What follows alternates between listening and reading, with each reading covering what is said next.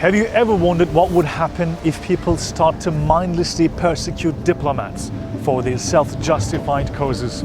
On January 27th, 1973, Turkish Consul General Mehmet Baydar and Consul Bahadur Demir were invited to meet an Iranian man at this hotel behind me here in Santa Barbara. The man asked the diplomats to reclaim a painting stolen from an Ottoman sultan about 100 years ago. But instead of the painting, the diplomats received 9 gunshots from an Armenian assassin. The cold-blooded murderer Gürgen Yannikyan reported his crime to the police and turned himself in. The 77-year-old assassin admitted that he killed the diplomats to draw attention to the so-called Armenian genocide. Baydar and Bahadur were the first diplomats to be killed by an Armenian nationalist. The attack inspired the founding of the Armenian Secret Army for the Liberation of Armenia, also known as Asala, a designated terrorist organization. And attacks on Turkish diplomats continued.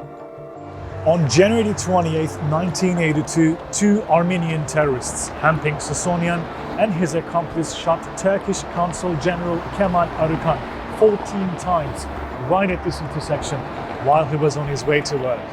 Susonian was found guilty of first-degree murder. His accomplice escaped justice. After serving 38 years in prison, on March 11th, the terrorist was released on parole. The move was strongly condemned by the Turkish government, while the US government expressed its disappointment. It will set a very dangerous precedent for the security of the diplomats around the world, which may provoke or embolden people such as Susonian with radical and violent tendencies to settle their own scores with the representatives of other countries. The assassinations of Turkish diplomats in Los Angeles were just the beginning of terror by Armenians. Armenian terror groups Asala and JCAG assassinated 31 Turkish diplomats and 58 citizens across the world. The attacks ceased after years of suffering faced by the Turkish Foreign Service personnel and the diaspora. But the scars and the fear those incidents caused in the Turkish communities continue to remain. To remember and honor the diplomats, the Turkish Directorate of Communications has put together this exhibition. The exhibition not only shows the Armenian assassinations of Turkish diplomats and terror attacks with photographs and evidences, but also illustrates how Armenian felons had escaped justice, and 16 countries responsible from the protection of those diplomats failed to do their duties.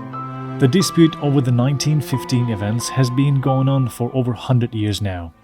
Armenia claims 1.5 million Armenians died during the mass deportations along Turkey's eastern borders. Turkey acknowledges the suffering of Armenians, but disputes the claims of genocide. According to Turkey, between 1912 and 1922, around 3 million people died in the region, including Turks, Kurds, and Jews. An estimated 300,000 to 600,000 of them were Armenians. Turkey has opened its Ottoman archives and urged Armenia and other countries to do the same for an impartial study into the claims made by Armenians. But so far, Ankara's calls remains unanswered.